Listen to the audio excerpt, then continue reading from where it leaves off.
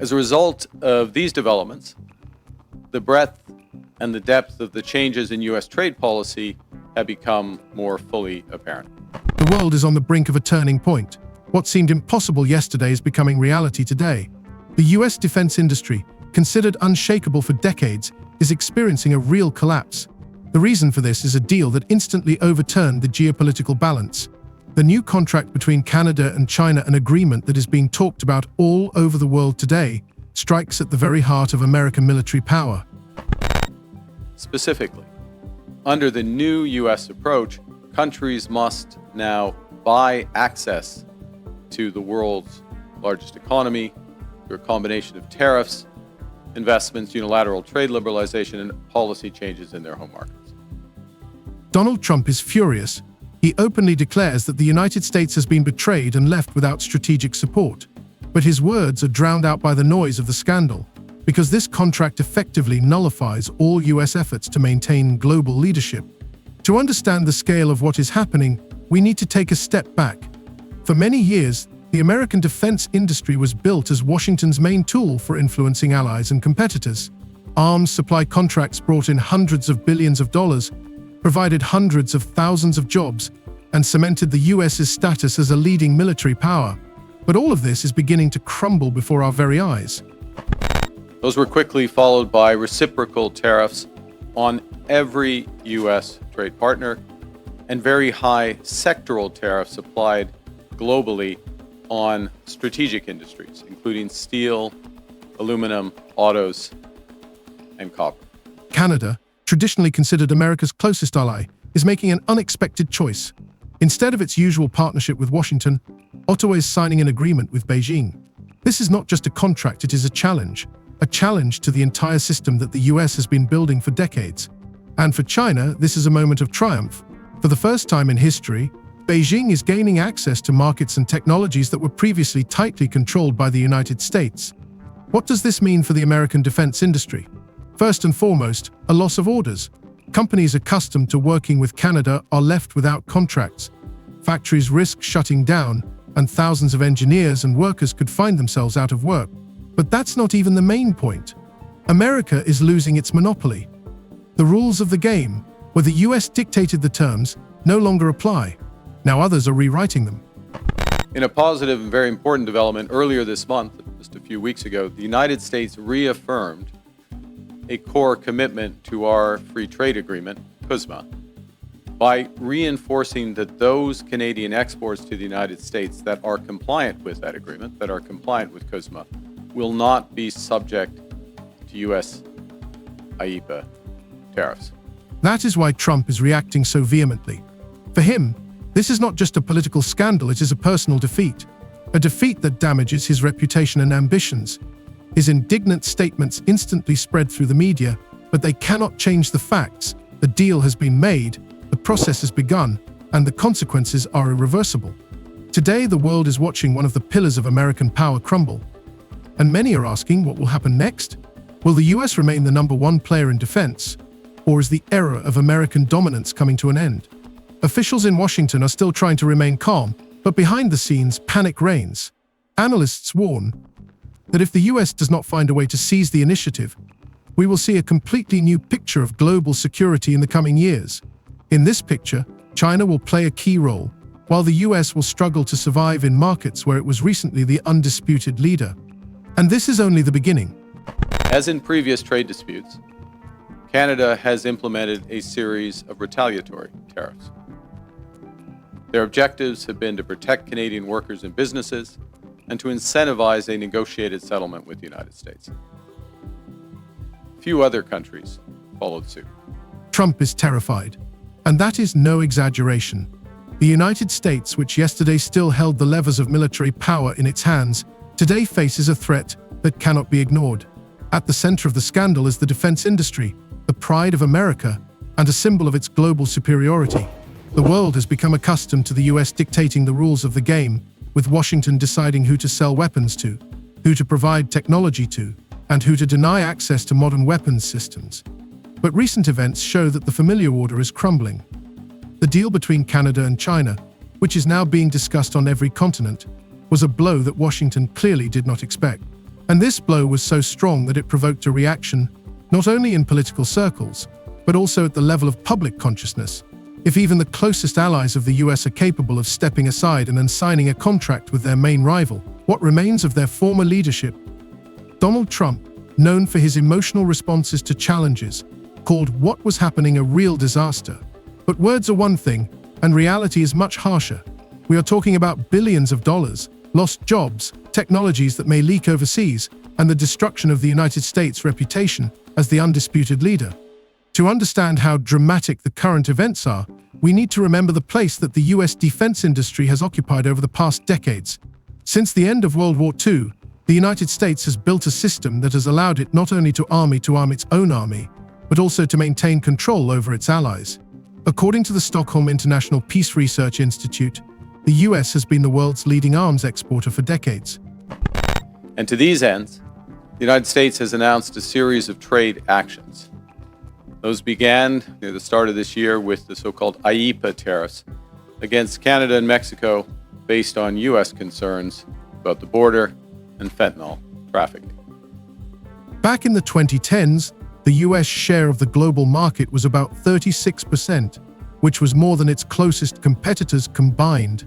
Combat aircraft, missile defense systems, precision-guided missiles, ships, all of this went from the United States to countries in Europe, Asia, and the Middle East. The contracts brought in hundreds of billions of dollars annually and created tens of thousands of jobs at companies such as Lockheed Martin, Boeing, Raytheon, and Northrop Grumman. It was thanks to the defense industry that the US was able to influence the decisions of governments that depended on American supplies. But beyond the actual statistics, there were also hidden mechanisms of influence. Washington has always understood that control over weapons means control over politics. By purchasing American aircraft or air defense systems, allies automatically became dependent on technical maintenance, software updates, and component supplies. This meant that any government, even if it wanted to pursue an independent policy, had to take the US position into account. Behind the scenes at the Pentagon, it was often said that arms contracts were a new form of diplomacy. This explained why the US was so jealous of any attempts by its allies to conclude major deals with other countries. Today we see that this carefully constructed mechanism is failing. And although officials in Washington prefer to talk about temporary difficulties, the facts speak for themselves. The American defense industry is facing growing competition, and this competition is coming not only from traditional players such as Russia or European manufacturers. China, which 10 years ago was considered an outsider in the field of advanced military technology, has managed to dramatically raise the level of its industry. Modern Chinese drones, electronic warfare systems, and even fifth-generation fighter jets are already attracting the attention of many countries. And when this is unexpectedly compounded by the support of Canada, a country that has remained in the shadow of the American defense industry for decades, the situation becomes truly unprecedented. Historically, Canada has played the role of a junior partner to the US in the military sphere. Joint programs, such as participation in the production of F-35 fighter jets, were beneficial to both sides, but were always based on the principle Washington decides, Ottawa follows. Canadian factories received orders for the production of components. Thousands of engineers worked on projects in cooperation with American corporations, but key technologies always remained in the hands of the US. That is why the news that Canada had signed a direct contract with China came as a bolt from the blue. For Washington, this was not only an economic blow, but also a psychological one. An ally that could always be relied upon suddenly demonstrated its independence. This new US trade policy has several motivations: to raise tariff revenues, to protect strategic industries, to encourage foreign investment in the United States, and to change trade and non-trade policy in US partners. It should not be forgotten that the US defense industry is not just a business, it is the foundation of the American economy. According to official data, Lockheed Martin alone provides more than 100,000 jobs, and defense corporations as a whole employ more than 1 million Americans. Each new contract means taxes, salaries, and stability for entire regions. Therefore, any threat to this mechanism is perceived as a challenge to national security. In this situation, even a small loss of market share is perceived as painful. But what is happening now goes beyond a small loss. This is a systemic crisis that calls into question the very future of the American defense industry. critics already argue that the US has relied on its monopoly for too long and missed the moment when its competitors began to catch up. Within the country, there is talk of corruption in military procurement, inflated prices for products, and the fact that new projects, such as the F-35 fighter jet, are costing the budget more than expected and do not always meet the stated specifications. These problems are undermining confidence in the American defense industry from within. And when an alternative appears from outside, as in the case of China, the situation becomes even more tense. Today, analysts warn that if the trend continues, the US risks losing up to 15% of the global arms market in the next 5 years. And these are not just numbers, they represent billions of dollars and tens of thousands of jobs. That is why Trump, upon learning of the contract between Canada and China, publicly stated that America is experiencing a historic betrayal.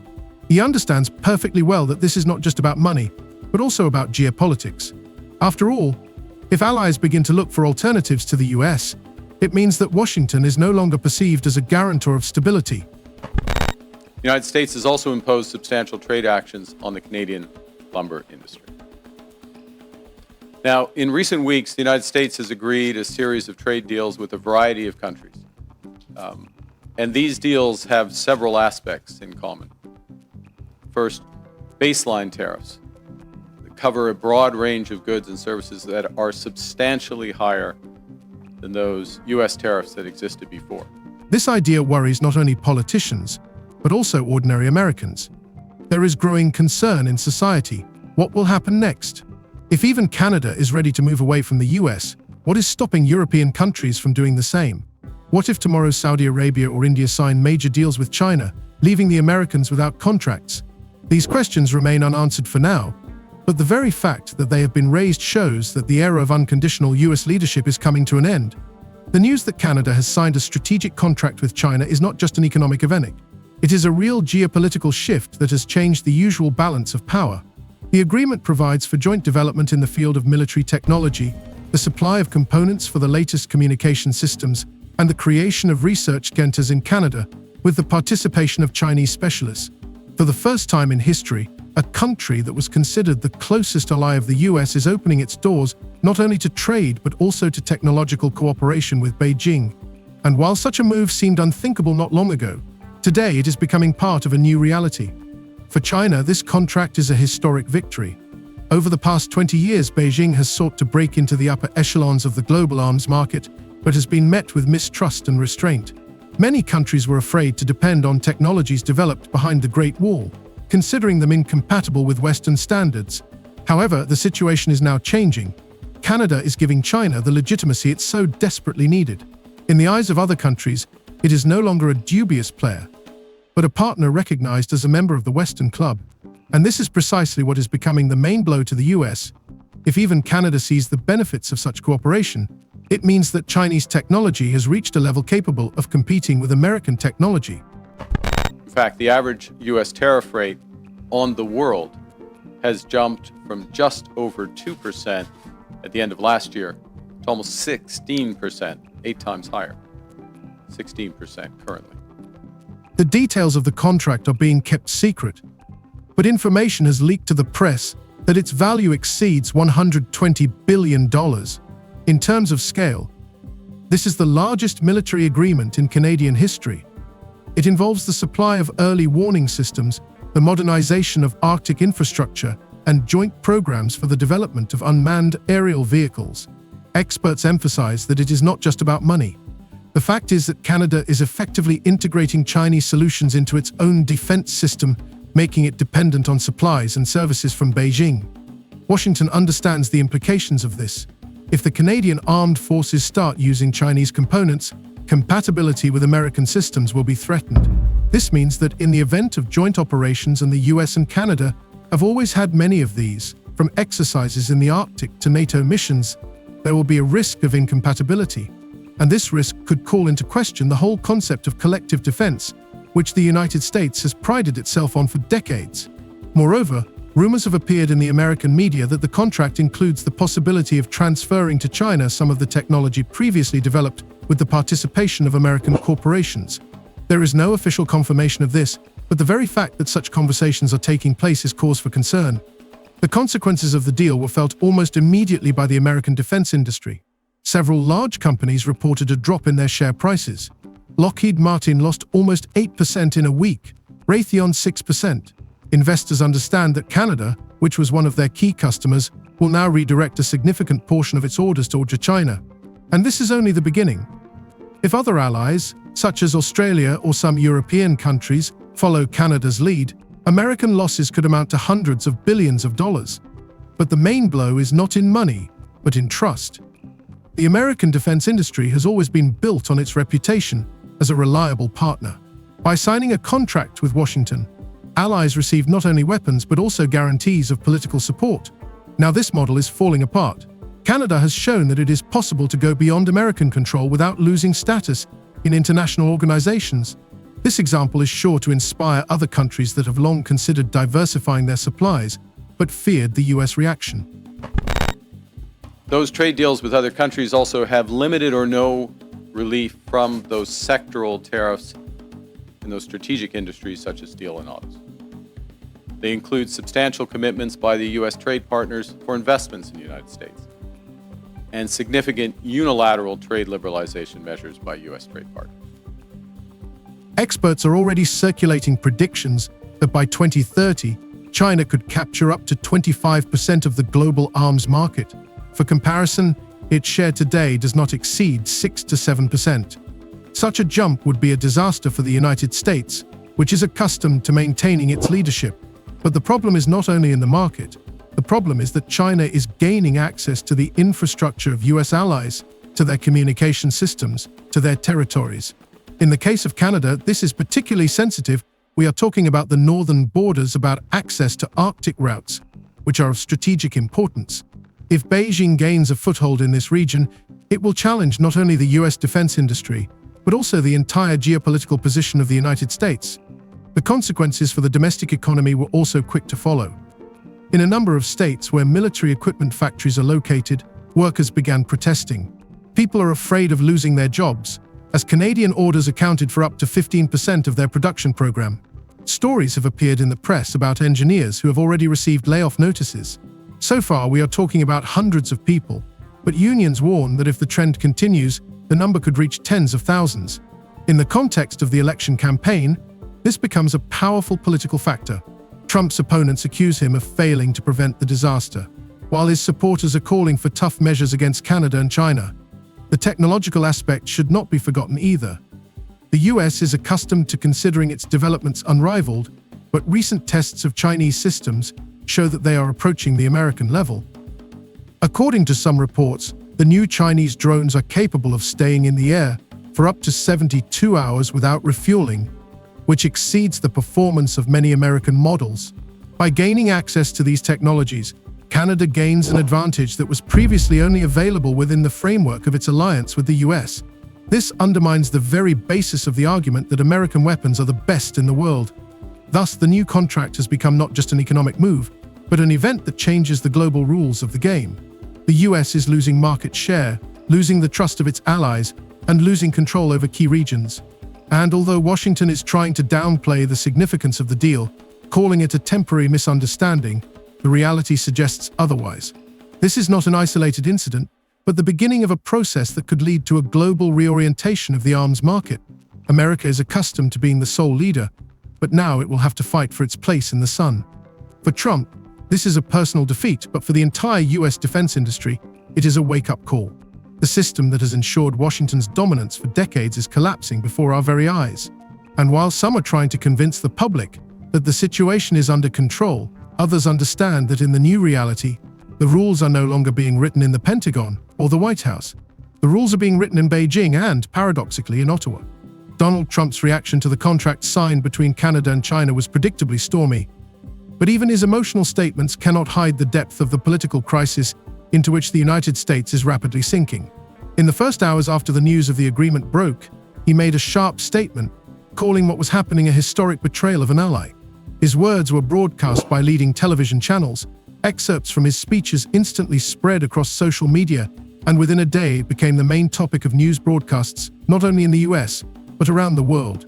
But behind the loud rhetoric lies obvious panic. The White House understands perfectly well that this contract is not a local incident, but the beginning of a process that could completely change the global balance of power. Trump tried to use the situation to strengthen his own political position. He announced the need to urgently review all trade and military agreements with Canada, threatened to impose harsh tariffs, and even did not rule out the possibility of freezing joint projects. But experts immediately noted that such statements look more like a desperate attempt to show strength than a real plan of action. Washington is too deeply integrated into the North American economy, and radical measures would hit the US itself no less than Canada. In addition, the threat of worsening relations with its neighbor and key NATO partner is causing concern in American political circles. Some senators are saying outright that the president's aggressive rhetoric is only pushing Ottawa toward even closer cooperation with Beijing.